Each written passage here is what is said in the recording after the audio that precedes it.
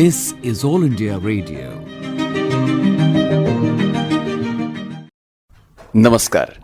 हाल ही में राजधानी में एक पुस्तक का विमोचन हुआ जिसका शीर्षक है डायमंड्स ऑफ फॉरएवर, सोआ मॉरल्स।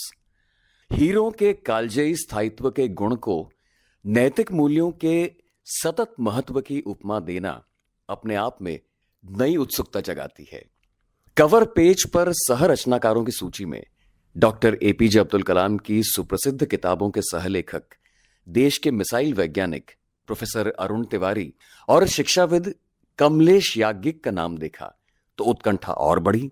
और जब प्रस्तावना की शुरुआत में माननीय प्रधानमंत्री का अभिप्राय और आग्रह पढ़ा कि यह प्रकाशन आने वाली पीढ़ियों के लिए प्रेरणा का दीप साबित होगा, आधुनिक दौर में खासतौर से युवाओं के लिए इस पुस्तक की धारा में दिया गया नैतिक मूल्यों पर बल मार्गदर्शक बनेगा, तो तुरंत मन किया मुखपृष्ठ पर वापस जाकर उस व्यक्ति की छपी तस्वीर को गौर से निहारने का, जिनकी ये एक जीवनी है उनके अपने शब्दों और विचारों के साथ, जो मूलतः गुजराती में लिखे गए थे। आज सौभाग्य से हम इन्हीं के साथ है अपने श्रोताओं की उत्सुकता को लेकर। गोविंद ढोलकिया यूं तो डायमंड्स को तराशने और व्यवसाय से संबंध रखते हैं, लेकिन हमारे लिए किसी कोहिनूर से कम नहीं है उनकी विस्तृत मार्मिक जीवन यात्रा का सार, जो किसी के लिए भी प्रेरक है, विशेष रूप से उन युवाओं के लिए जो स्टार्टअप्स के क्षेत्र में देश को आगे बढ़ाने में जुटे हुए हैं। मैं हूं मनोज माइंडकर। इस समय गोविंद भाई के सानिध्य में स्नेह से हम उन्हें गोविंद काका कहकर संबोधित करेंगे। गोविंद काका, कवर पेज पर छपी आपकी तस्वीर गौर से देखी। एक तरफ चेहरे पर एक मासूम बाल सुलभ मुस्कान, तो दूसरी ओर गहन आंखों में दूरदृष्टि भरा संकल्प। बहुत सोचा तो इस वात्सल्य करुणा निर्धार के दुर्लभ कॉम्बिनेशन ने हमें सिर्फ एक और इशारा किया, और वो है भगवत गीता का सार। अब रहस्य क्या है, यही बताइए आप। नमस्ते। ये भगवत गीता जो है वो मेरा जीवन मंत्र है, क्योंकि ये भगवत गीता मेरे को 10-11 साल की उम्र में हमारा गांव में एक छोटा मंदिर था 10 बाय 10 का। ये मंदिर में कबाट में कोई स्वामी लाया होगा, तो मैं कबाट पुस्तकें देख रहा था, उसमें वो मेरे हाथ में आई। तो जब पहली बार हाथ में आई तो अभी मालूम पड़ता है कि वो कुछ ऐसा चमत्कार जैसा था कि मेरा शरीर हल्का फुल्का हो गया, ऐसा लगता था। तो मैं मानता हूं कि पूर्व का कोई योग होगा। फिर गीता जी हाथ में ली और मैं गीता जी पढ़ने लगा। तो मालूम तो बच्चे था, 5वीं में पढ़ता था, कुछ मालूम नहीं था कि अंदर क्या लिखा है, मगर पढ़ने को आनंद आता था, इसलिए पूरी पढ़ ली। दूसरे दिन पढ़ ली तो फिर मेरे को लगा मैं उनको मौखिक करूंगा बाय हार्ट। तो मौखिक करने के लिए शुरू किया और मेरी 16 साल की उम्र हुई तो ये गुजराती में मौखिक हो गई। अरे वाह। और ये जो गीता जी है ये कोई धार्मिक ग्रंथ नहीं है। आज मैं 50 साल के 60 साल के बाद बोलता हूँ कि ये तो मैनेजमेंट का गुरु है, विश्व गुरु है। काका, आपकी जीवन यात्रा का सार समझने के लिए कौन से पड़ाव से शुरुआत की जाए? इतने सारे पड़ाव हैं। चलो बच्चों की खातिर ऐसा करते हैं, पहले अमरेली चलते हैं, यानी गुजरात का एक छोटा सा गांव दुधाला। कोई भी यह जानने को उत्सुक होगा कि क्या आपको 50 के दशक में, 1950 के दशक में विज्ञान और गणित में रस था जब आप गांव के स्कूल में पढ़ते थे? क्योंकि क्या है ना कि डायमंड्स की अंतरराष्ट्रीय स्तर की गुणवत्ता और व्यापार में उसके बिना काम तो नहीं चलेगा, खासतौर पर आज के कंप्यूटर युग में। बहुत अच्छा क्वेश्चन है कि हमारा जो गणित था वो बहुत अच्छा था बचपन से। मगर हमारा गुजराती और विज्ञान बराबर नहीं था, उसमें तो 35% ही आते थे। मगर मेरे को याद है मैं जब 5वीं में से 6ठी में आया और 5वीं के वेकेशन अभी चल रहा था, उसमें मेरे हाथ में 6ठी का गणित आ गया। तो मैंने 4 दिन में खुद ही वो गणित पूरा बुक मैंने पक्का कर लिया। और जब वेकेशन खुला तब अगी कोई मारी एग्जाम ले तो 100% आवे, इतना गणित में रस था। तो ये मेरे को मेरा व्यापार में बहुत काम आया। लेकिन काका, यहाँ पर एक संवेदनशील सवाल मन में ये आता है कि जब आप पढ़ाई कर ही रहे थे तो क्यों रोक दी पढ़ाई? क्या कोई वजह थी उसकी? वजह यही थी कि गांव में तो ऐसा लाइफस्टाइल है, हमारे गांव में धुड़िया गांव में तो 1 से 4 ही स्कूल थी, 5, 6, 7, 3 तो मैं लाठी 6 किलोमीटर चल के एवरीडे जाता था। तो मेरा ब्रदर सूरत आया था डायमंड कटिंग एंड पॉलिशिंग के लिए 1 साल पहले। तो वो आया, मेरे को बोला चल मेरे साथ, तेरे को सूरत आने का है। अच्छा। डायमंड कटिंग एंड पॉलिशिंग के लिए। मैंने बोला मैं 7वीं का एग्जाम दे दूं, बाद में आऊं। तो बोला पढ़ने का ही नहीं है तो एग्जाम क्यों देवे। तो इसलिए बिना एग्जाम दिए हम सूरत उनके साथ पहुंच गए। युवावस्था का आपका संघर्ष आज के युवाओं के लिए एक बहुत बड़ी सीख है। वैसे कभी कभी तो हमें ऐसा लगता है कि जो संभ्रांत परिवार है, जो अमीर परिवार है, उनके जो सौभाग्यशाली युवा हैं, वो बेचारे सामान्य दैनिक संघर्ष से, दुर्भाग्य से ही कहूंगा मैं, कि वंचित रह जाते हैं। ये बताइए अपने पूरे जीवन यात्रा का एलसीएम निकालते हुए कि क्या संघर्ष एक व्यक्तित्व को हीरे की तरह ही तराशता है? उन दिनों को याद करते हुए हमें इस प्रश्न का उत्तर दीजिए। बहुत अच्छा प्रश्न आपने किया है कि हमारे वहां बिजनेस भी एक सेंटेंस है कि प्रॉब्लम इज प्रोग्रेस। तो अगर प्रॉब्लम आएगा हमारे जीवन में तो हम सोचेंगे और उसका रास्ता निकालेंगे। तो सोच आ गया तो रास्ता मिलेगा। ऐसे मेरा जीवन में, मैं तो किसान पुत्र हूं, खेत में काम किया। तो जब मैं सूरत डायमंड कटिंग एंड पॉलिशिंग में आया और वहां पहला सैलरी 103 रुपया का और लास्ट में 600 रुपया का, क्योंकि 6 साल मैंने फैक्ट्री में काम किया। तो जब भी काम करता था तो 14 घंटा काम करता था। सुबह 6 बजे फैक्ट्री शुरू हो जाता था और रात को 8 बजे बंद होता था। हमारी एक ही फैक्ट्री नहीं, पूरा सूरत में जितना चलता था वो टाइम पर तो क्या मैं जब गया तो 200 कारीगर थे। तो ये 14 घंटा के बाद भी इतना आनंद आता था, क्यों कि खेत में काम करता था, हर दिन 1 रुपया मिलता था। यहाँ काम में हर दिन 4 रुपया मिलते हैं, तो हैप्पीनेस था। दूसरा, खेत में ओपन में काम करना, सनलाइट में, तो धूप में काम करने का था 43 डिग्री में सूरत में, ऊपर छत थी, तो बहुत आनंद आता था। तो ये आनंद 14 घंटा काम करने के बाद भी क्यों आया? क्योंकि वो खेत में काम उससे भी प्रॉब्लम वाला था। इसलिए हमने सेंटेंस बनाया है, प्रॉब्लम इज प्रोग्रेस। क्या बात है। आपकी बातों से तो ये लगता है कि संघर्ष भी एक, जिसको संघर्ष करने का मौका मिलता है, ये भी एक ब्लेसिंग के बराबर। यस, पक्का। गोविंद काका, आज हीरो के यानी डायमंड्स के क्षेत्र में देश का सम्माननीय स्थान है, लेकिन हमारा फोकस है देश भर में हमारे सामान्य युवाओं के लिए उपलब्ध डायमंड कटिंग क्षेत्र में प्रशिक्षण और रोजगार के अवसर, ताकि वो भी अन्य एडवांस देशों की तरह अंतरराष्ट्रीय स्टैंडर्ड्स पर बेहतर कर सकें। प्लीज अपने अनुभव से उन्हें गाइड कीजिए। हम विशेष बल देना चाहेंगे भारत सरकार द्वारा इस क्षेत्र में जो प्रयास किए जा रहे हैं, जो संस्थाएं हैं सिखाने वाली, इंस्टीट्यूट्स हैं, तो उसके हवाले से बताइए। ये डायमंड कटिंग एंड पॉलिशिंग का जो काम होता है वो एक स्किल है। उसमें सबकी उंगलियों में स्किल नहीं आती है। ऐसा नहीं है कि आईएएस बन गया, आईपीएस बन गया, उनको डायमंड कटिंग एंड पॉलिशिंग वो अच्छी तरह कर सकता है, कर भी सकता है, मगर वो कर ही सकता है ऐसा नहीं है। और खेत मजदूर उनसे भी अच्छा कर सकता है, क्योंकि उंगलियों में क्या कितना स्किल है वो बराबर। तो आप बोले ऐसे पूरा विश्व में, अपना भारत में अभी तो डायमंड कटिंग एंड पॉलिश सबसे आगे तो है ही, वो हमारा स्किल। क्योंकि पूरा विश्व में जो 100 डायमंड कटिंग एंड पॉलिशिंग होते हैं उसमें से 92 तो इंडिया में होते हैं। अच्छा। और 92 में से भी 85 ओनली इन सूरत। अच्छा। तो पूरा विश्व का 100 डायमंड में से 85 सूरत में कटिंग एंड पॉलिशिंग होते हैं।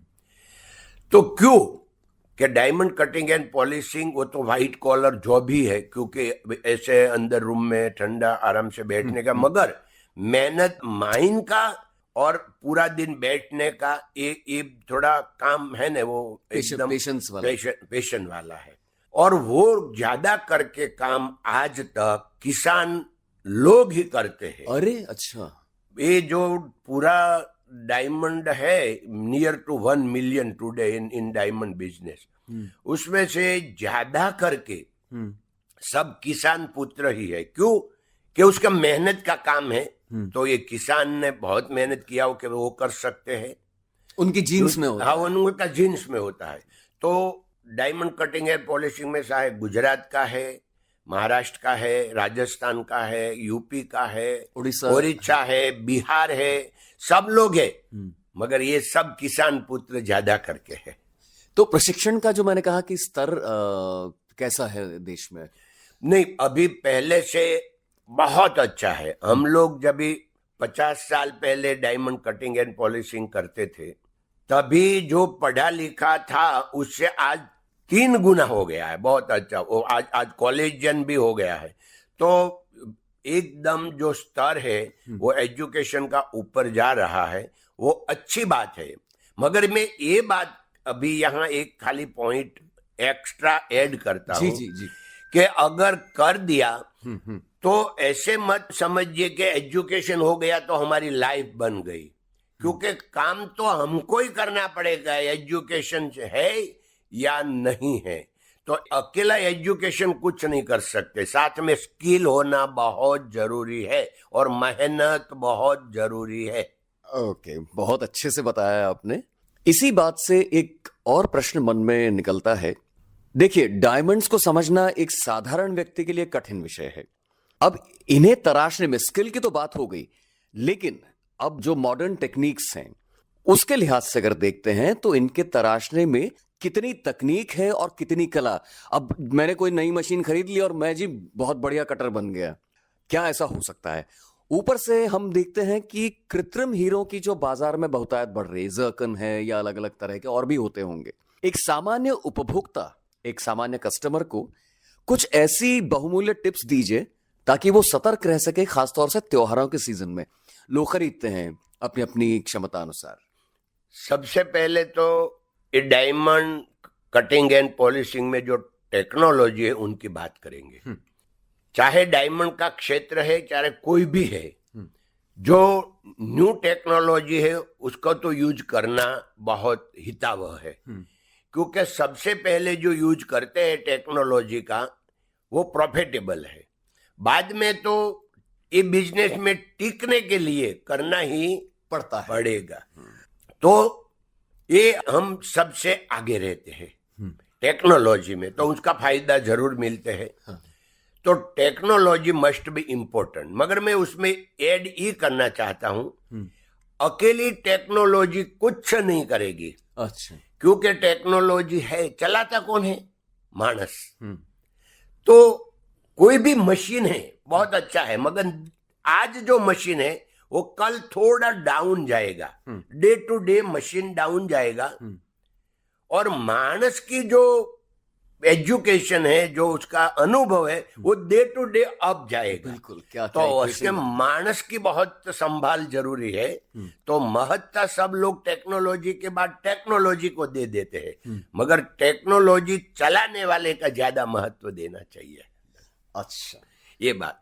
अभी जो आपने दूसरा क्वेश्चन किया था कि कृत्रिम डायमंड का जो अभी आ रहा है, तो ये जो आ रहा है वो आ गया, बन रहा है, मगर रियल डायमंड को उससे कोई प्रॉब्लम नहीं आएगा कंपटीशन में, क्योंकि एक वर्ग है जो रियल डायमंड है, वो नेचुरली बने हुए मिनिमम अभी जितनी माइंस वर्ल्ड में है उसमें जितना भी डायमंड निकला है उसकी मिनिमम उम्र 6.5 करोड़ साल है, 65 million years minimum, 65 to 95 million years. तो ये जो इतना पुराना बना हुआ, धरती के पेटाल में बना हुआ जो रियल डायमंड है वो तो नेचुरल ही नेचुरल है, तो उनका तो कीमत कभी घटने वाला नहीं है। उनका प्यार डायमंड फॉर एवर वो तो कभी भी मिटने वाला नहीं है। मगर एक कृत्रिम डायमंड जो आया वो लाइट में हीरा की बराबरी करने जैसा हो गया है। तो ये अच्छी बात है कि भाई ये जो डायमंड है ये भाई कितने में मिलता है, तो 100 रुपये में। भाई कृत्रिम कितना मिलता है, 10-15 रुपया में। तो अच्छी बात है कि 100 रुपया की जो लोग ले ही नहीं सकते हैं, बिल्कुल तो ज्वेलरी वो 10-15 रुपया की लेवे, उनको भी आनंद आवे कि हमने भी डायमंड का गहना पहना है। तो दोनों चलेगा पैरेलल। और कृत्रिम डायमंड का आज जो मार्केट है उससे बहुत बढ़ेगा, 10 टाइम 20 टाइम, क्योंकि उनका मार्केट भी बड़ा है। थोड़ा सस्ता हो जाता है तो मार्केट एकदम बड़ा हो जाता है। तो ये तो बड़ा वो भी बिजनेस बहुत अच्छा चलेगा।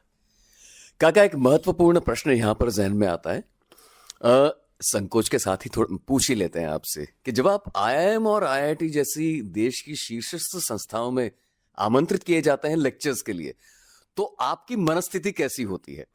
और सबसे बड़ी बात, उन छात्रों के मन में आपको लेकर क्या प्रमुख सवाल होता है? क्योंकि इसलिए पूछ रहे हैं क्योंकि ये सब तो देश के भावी कर्णधार हैं।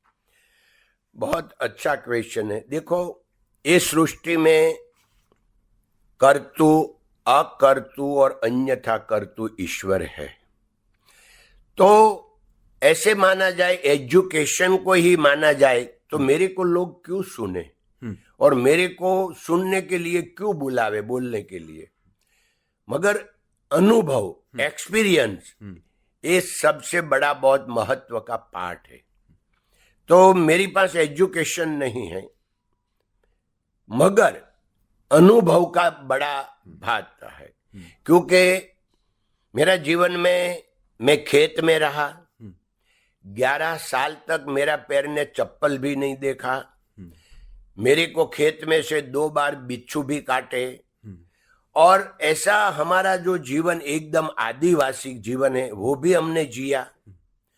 उसके बाद में सूरत आने में धीरे धीरे ये भी सूरत जैसा भी सिटी है देखा, बम्बई भी देखा, और फिर विदेश में गए तो ये भी एक दुनिया है, सब देखा। उसके बाद में बढ़ते बढ़ते मैं 30 साल मेरा ऐसा गया कि मैं मोर देन 25 to 30% फॉरेन में ही रहा। तो इतना अनुभव, क्योंकि मैं अल बुर्जा दुबई में भी रहा हुआ हूँ, 2.5 लाख रुपया का रूम मिलता है, वहां भी रहा हूँ। और मॉस्को में मैंने $325 मीन्स 20,000 रुपये में डिनर भी लिया है। तो और 6 आना 37 पैसे में हमने गांव में लंच भी लिया है। तो ये अनुभव सबके पास 2 तरीका नहीं होता है। जिसके पास ये अनुभव होता है उनके पास वो नहीं होता है, और डाउन का नहीं होता, उसको अप का नहीं होता है। तो ये भगवान की कृपा से हमको दोनों अनुभव मिला है, इसलिए ये दोनों मिलकर 2 बात एक साथ में कर सकते लोगों को तो इतना अच्छा लगता है। आपको जान के आनंद होगा कि जब मैं 2014 में फर्स्ट टाइम IIM में लेक्चर देने को गया, तो मेरे को भी ऐसा था कि वहां कैसा स्टूडेंट होगा, क्योंकि 20 लाख रुपया उनकी 1 साल की फी है। अब 20 लाख खर्च कर जो पढ़ने को आते, मेरे को क्यों सुने? फिर 45 मिनट मैंने बात की, मेरा 45 मिनट का टाइम था। तो बात मैंने बोला, चलो समय को नहीं पहचान सकते, वो भगवान को नहीं पहचान सकते हैं, हमारा समय खत्म हो गया। सब लोग खड़े हो गए। उनका प्रोफेसर को बोले कि हमको और 45 मिनट दे दीजिए। तो फिर उसने आधा घंटा दिया। तो आपको जानकर आनंद होगा, अभी उसके बाद में मेरा 5 बार IIM हो गया, 5 टाइम, मगर वो अभी मेरे को 1.5 घंटा देता है। धन्यवाद। पूछना रह गया काका, इस लंबी कार्य यात्रा में आपको कई अंतर्राष्ट्रीय ख्याति प्राप्त लोगों से मिलने का मौका मिला। लिस्ट तो बहुत लंबी है। एक आम श्रोता ये जरूर जानना चाहेगा कि doctor APJ Abdul Kalam, Azim Premji, Ratan Tata, bill Clinton और पूजनीय दलाई लामा से संवाद करने का जो अवसर आपको प्राप्त हुआ, तो उनकी सोच और दृष्टि ने क्या आपकी कार्यशैली को प्रभावित किया, और विशेष तौर पर CSR की जो आपकी गतिविधियां हैं उस पर? बहुत अच्छा क्वेश्चन है। देखो, हर एक कोई भी पर्सन है, कोई भी जीव है, उसमें कोई अलग एक्स्ट्रा स्किल तो होती है। चाहे वो डाउन खेत में रहता है, चाहे वो राज्य में रहता है, चाहे मोटर में है, या चाहे वॉकिंग स्ट्रीट में जा रहा है, चाहे साइकिल पर जा रहा है, कोई न कोई उनके पास विशेषता होती है। हमको तो वे विशेषता पहचानने की है। तो ये सब महानुभाव है, वो तो एक्स्ट्रा विशेष है ही, मगर सब एक तरीका विशेष नहीं है, सबके पास अलग अलग स्किल है। तो वो हमको कैसे ग्रहण करने का, तो वो तो अपना लंबा सूची है, तो हम सबका वो कर नहीं सकते, मगर सबके पास से हमने लेशन और हमारा जीवन अपडेट हुआ है। मगर श्रीमद् भागवत पुराण में जैसे दत्तात्रेय भगवान ने 24 गुरु बनाए थे, तो ये 24 गुरु में उसको सब लोग थे, तो ऐसे हम जीवन में गुरु बनाते रहते हैं, छोटा है या बड़ा है, कुछ न कुछ तो सीखने का है ही। तो ये कोई गुरु है जो आपसे छोटा हो उम्र में? नहीं, गुरु, अरे सब बड़ा तो अभी बहुत कम होगा, ये मोर देन 80% तो छोटा ही होगा। बच्चा भी हमारा गुरु बन सकता है कि उसमें भी क्या खासियत है, उसको देख के हम सोचते हैं कि ये देखो, एक बच्चे को एक हमने 2 चॉकलेट दे दिया, बाद में एक वापिस मांगो तो नहीं देगा वो, मगर पहले एक दिया होता तो उनको कोई प्रॉब्लम नहीं है। तो उसमें ये हमारा गुरु बन गया। हम क्या मानते हैं, हम ऐसा ही है, भगवान ने हमको भाई 100 रुपया दिया तो हमको संतोष है, मगर 200 दिया, बाद में वो बोले तू 50 चैरिटी कर, तो हम नहीं करते। तो ये उनको लेसन लेने का। गोविंद काका, स्वच्छ भारत के परिप्रेक्ष्य में जो अभियान पूरा देशव्यापी अभियान है, उसी के परिप्रेक्ष्य में सूरत शहर को खूबसूरत बनाने में आपका भी वर्षों से योगदान रहा है, बल्कि मानवता से जुड़े कई इनिशिएटिव्स में, और जैसे पर्यावरण के लिहाज से भी। इंसान एक विशिष्ट ऊंचाई पर पहुंचकर क्या अचानक एक दिन प्रेरित हो जाता है समाज की भलाई के लिए कुछ करने के लिए, या ये एक निरंतर प्रक्रिया है? बेटियों के जीवन से जुड़ी आपकी एक पहल भी बहुत अनुकरणीय है। इसमें ऐसा है कि कभी कभी किसी को जन्म से ये सोशल CSR दूसरे के लिए करने का एक स्वभाव होता है। किसी को ऐसा कोई एक्सीडेंट बन जाता है, वहां से बन जाता है, किसी को बहुत बड़ी उम्र में हो जाता है, कभी क्या होता है वो तो कोई नक्की नहीं है। मगर मेरा तो जन्म से है कि सत्य, प्रेम और करुणा यही जीवन है। तो सत्य अपने लिए है, प्रेम अरस परस दोनों के लिए है, करुणा दूसरे के लिए है। तो ये करुणा का जो स्वभाव है, तो हम तो ऐसे काम करते रहते हैं। मगर सफाई का जो आपने काम किया वो बहुत अच्छा। तो कैसे शुरुआत कैसे की? बहुत अच्छी बात है कि हम लोग और 2 फ्रेंड कब की 1990 में, 32 साल पहले हम 2 फ्रेंड बैठे थे। हमने बोला हमने हमारा घर बहुत अच्छा बनाया, हमारा सोसाइटी बहुत अच्छा बनाया, हमने प्राइवेट खर्चा करके रोड बनाया, मगर सूरत बहुत गंदा है, हम बाहर जावे तो स्ट्रीट में बहुत गंदगी होती है। तो हम दोनों ने बोला, हमने बात की, मगर हमने क्या किया, तो हम दूसरा आवे कि नहीं आवे, हम हर संडे को सफाई करने को स्ट्रीट में जाएंगे। तो 2 लोग ने सुन लिया। पहले दिन हम 4 लोग गए, तमाशा को टेढ़ा नहीं होता है, सब लोग इकट्ठे हो गए। कि वहां तो सब हमारा एरिया में पहचान वाला रहता है कि ये शेठ क्या कर रहा है, ये सफाई को, सब लोग आ गए। तो ऐसे करके 2 महीना में 250 लोग हम जुड़ गए। तो हम 5 ट्रक लेके कोई सोसाइटी में चले, अगला रविवार को बोल देते थे कि नेक्स्ट रविवार आपके वहां आएंगे। तो वेलकम क्लियरिटी क्लब हमने नाम रखा, और उनका कोई प्रमुख नहीं, कुछ नहीं, सब कमांडो, मैं भी कमांडो, 250 लोग कमांडो में जुड़ गए। और ये अभियान राष्ट्रगीत से शुरू होता था, राष्ट्रगीत से पूरा होता था। 3:30 को शुरू, 4:30 को पूरा, 1 घंटा करने का। मगर उसका ये आया रिजल्ट, पूरा सूरत में कोई सोसाइटी बाकी नहीं, 6 साल अभियान चलाया हमने। तो जहां जाता है वहां हम बोल के आता था हम दूसरी बार तो नहीं आने वाले हैं, मगर हम आपको मॉडल दिखाने के लिए आए हैं कि अगर आप आपकी सोसाइटी क्लीन रखो वो इतनी अच्छी लगेगी। हाँ। तो एक एक सोसाइटी में से 5-5 ट्रक कचरा हमने निकलता था वो टाइम पर।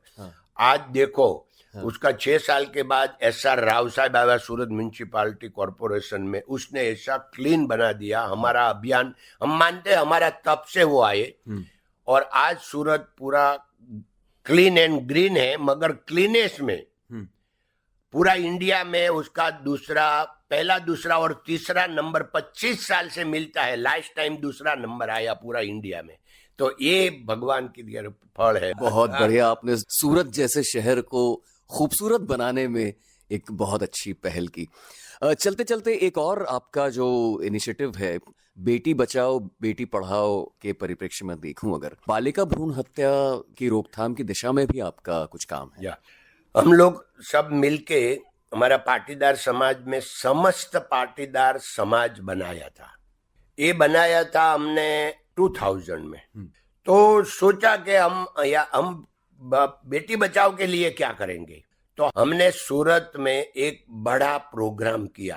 वो घर घर से अनाज लिया, पानी लिया, ऐसा करके 1 जनवरी 2006 में सूरत में 12 लाख लोगों का ऑडियंस का एक प्रोग्राम बनाया। अच्छा। वहां 12 लाख लोग इकट्ठे हुए थे और 20 किलोमीटर में खाली लोग चलते ही थे, कोई ट्रैफिक नहीं, कोई कार नहीं, कुछ चलती नहीं थी। इतना लोग इकट्ठा हो, 12 लाख लोगों ने खाना खाया। और जो स्टेज था उसके सामने, वो 7 स्टेज अर्धचंद्र आकार के बनाए थे, 7 स्टेज। उसमें 1600 लोग महानुभाव बैठे थे स्टेज पर। इतना बड़ा कार्यक्रम किया और ये 12 लाख लोग ने सौगंध लिया कि हम बेटी का जॉब कराते वो नहीं कराएंगे, बेटी बचाएंगे। ऐसा करके एक पूरा वातावरण बनाया। उनका बहुत पूरा इंडिया तक उसका जो प्रभाव पड़ा। उसके बाद 2 साल के बाद हमने 300 कार सूरत टू सोमनाथ का एक पूरा गुजरात में किया। अंत में बस एक छोटी सी बात, अगर देखिए इस कार्यक्रम में आपकी पूरे 55 साल की यात्रा डिस्कस हुई, एक महत्वपूर्ण घटक कहीं ना कहीं छूटा हुआ लग रहा है और वो है काकी। तो मैं जरूर चाहूंगा कि काकी को लेकर, उनके आपके लाइफ में उनके योगदान को लेकर आप 2 शब्द कहें। हमारा मैरिज हुआ 1971 जनवरी में। तभी मेरा उम्र 21 साल का था, मेरा वाइफ का उम्र 16 साल का था। और मैं मानता हूं कि छोटी उम्र ये मैरिज के लिए अच्छी बात नहीं है, मगर हमारे लिए अच्छी बात है। क्यों कि मैं मानता हूं कि छोटी उम्र से जो मैरिज होता है तो उनका भाव में स्वीकार आ जाता है। तो अरस परस स्वीकार हो गया। वो काकी अनपढ़ है और मैं तो 7वीं तक खाली पढ़ा हूं, मगर देश विदेश में घूमता हूं तो ऐसा लगे कि वो अनपढ़ है और मैं तो इतना बड़ा आदमी बन गया। हमने ऐसा कभी नहीं सोचा। दोनों ने अरस परस सपोर्ट रहे। हमने नया बंगला बनाया 1985 में। तो आर्किटेक्ट ने पूछा कि मेरे को भाभी जी से मिलना, उनको क्या चाहिए। मैंने बोला भाभी जी का तो 6 थाली चाहिए, 6 वाटकियां चाहिए, 2 तपेली चाहिए, 1 लोडी, 1 तावेता और 1 हेल पानी के लिए। उनका तो इतना ही डिमांड है। अभी हम बंगला बनाएंगे, वो उसके रह के कैसे रहने का वो हमको सीखने का है। फिर मैंने बंगला बनाया तो क्या किया कि मेरी वाइफ को मैंने सिंगापुर, हांगकांग, फार ईस्ट का पूरा टूर करवा दिया, यूरोप का पूरा टूर करवाया और अमेरिका का 1 साल में 3 टूर करवा दिया। तो उसको मालूम हो गया कि हम कौन है, हमको कैसे जीने का है। तो कभी हमारे को कॉम्प्लेक्स नहीं आया। और आपको जान के आनंद होगा, हमारा मैरिज को 52 साल हो गया, मगर एक भी बार हम पति पत्नी ने झगड़ा नहीं किया। तो ये हमारा जीवन सार्थक है। ओके। धन्यवाद। जितने लोगों ने भी इस कार्यक्रम को अभी तक सुना, हमें बिल्कुल उम्मीद है, पूरा विश्वास है कि आपकी विचार ग्रंथियां जरूर एक्टिवेट हो गई होंगी। एक जीवन यात्रा का सार सुन के जो महसूस होता है किसी व्यक्ति की। कार्यक्रम समाप्त करते हुए 2 लाइनें मैं आपकी जीवनी में से पढ़ूंगा, I inherited compassion from my mother and fearlessness from my father as the basic building blocks of my personality. इसी बात पर गोविंद काका, आकाशवाणी की ओर से मैं आपका धन्यवाद देता हूं. आपने बहुमूल्य समय निकाला अपना, और मैं जरूर मतलब आपके आशीर्वचन युवाओं के काम आएंगे, उनके करियर्स में काम आएंगे, स्टार्टअप्स में काम आएंगे. इस उम्मीद के साथ मैं आपसे अनुमति लेता हूं. नमस्कार. नमस्ते. सब श्रोताओं को मेरा प्रणाम. जय हिंद, जय भारत. नमस्ते. नमस्ते.